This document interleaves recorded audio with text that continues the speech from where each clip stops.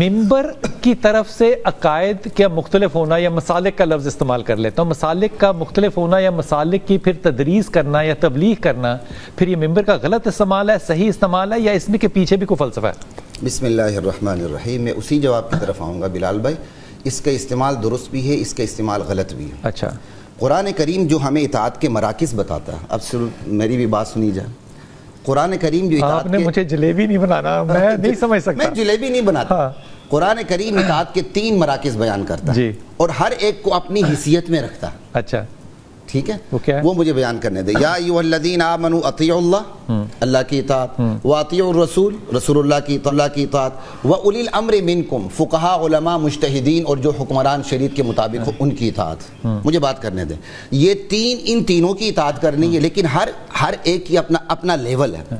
ٹھیک ہے، یہ 3 مراکز آپ نے بات کی، یہ کیا ہے؟ اگلی آیت بھی پوری اس آیت کو پڑھ لیں. اب مجھے بات کرنے دیں. آپ نے بات کر لی، آیت کا آپ نے بات کر لی.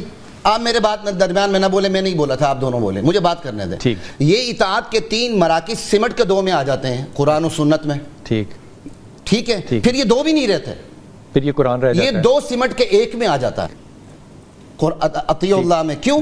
اللہ کہتے ہیں وما ارسلنا من رسول الا لیطاع باذن اللہ.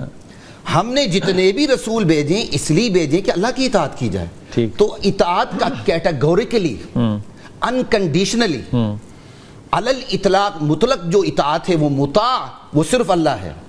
رسول کی اطاعت بھی اس لیے ہوتی ہے کہ وہ اللہ کی اطاعت کرواتا ہے. اولی الامر کی اطاعت اس لیے ہوگی کہ وہ اللہ اور رسول کی اطاعت کرواتا ہے. اب اس اطاعت کے 3 مرکز پر عمل کرتے ہوئے جب اسلام کی فتوحات ہوئیں اور یہ فارس اور یہ روم، ایران سارے فتح ہوئے، نتنے مسائل سامنے آئے، فقہاء مجتہدین بیٹھے، جدید مسائل کا انہوں نے حل دیا. ان جدید مسائل کے اندر چونکہ اجتہاد تھا، اختلاف آ گیا. بھائی خود وحی کو سمجھنے میں اختلاف ہوتا ہے، وہ بھی اجتہادی اختلاف ہے.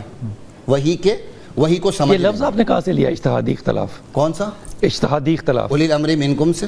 اچھا. اور پھر حدیث بھی ہے، حضرت نبی علیہ السلام نے جب حضرت معاذ بن جبل کو یمن کا گورنر بنا کے بھیجا، اجتہاد کروں گا، اجتہد برأیی، میں اپنی رائے سے اجتہاد کروں گا. ٹھیک ہے، یہ کب تھا؟ جب قرآن و سنت میں مسئلہ کیا کہتے ہیں، انہیں نظر نہ آئے، ہو نہ نہیں، موجود نہ ہو.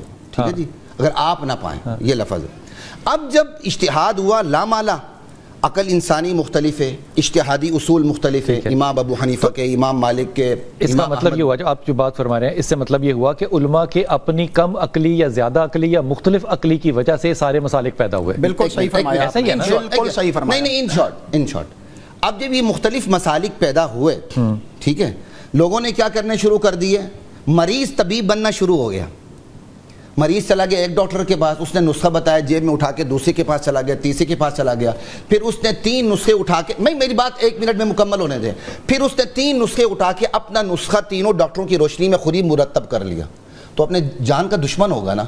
تو اس روحانی مریض نے بھی یہی کیا، ایک مجتہد سے ایک مسئلہ پوچھا، دوسرے سے دوسرا، تیسرے سے تیسرا، پھر اس نے اپنا سلوشن خود نکال لیا. اس کا نتیجہ یہ نکلا کہ وہ تلفیق میں مبتلا ہوا. یعنی اس نے ایک ایسی اوپینین مجتہد نہ ہوتے ہوئے ایجاد کر لی جو مجتہدین میں سے کسی کی نہیں تھی. اس وقت علماء نے کہا اگر آپ نے اپنی خواہش نفسانی سے بچنا ہے تو شافعی کی پیروی کرنی ہے تو اجتہادی مسائل میں شوافی کو لے لیں، احناف کو لینا تو احناف کو لے لیں، حنبل کو لینا حنبل کو لے لیں. یہاں تک تو بات درست ہے، لیکن اس مسلک کی بنیاد پر حنفی، شافعی، مالکی اگر ایک دوسرے پر کفر و ضلالت کے گمراہی کے فتوے لگاتے ہیں تو یہ غلط، لگاتے بھی رہے ہیں. اور حقیقت بات تو یہ ہے کہ خدا کی قسم سوال لے ہی نہیں سکتا کرا وہ جب تک اپنا بالکل آپ کا سوال لیا ہے، لیکن شاید آپ کی خواہش پوری نہیں ہو رہی. اب دیکھیے نا، نہ کریں.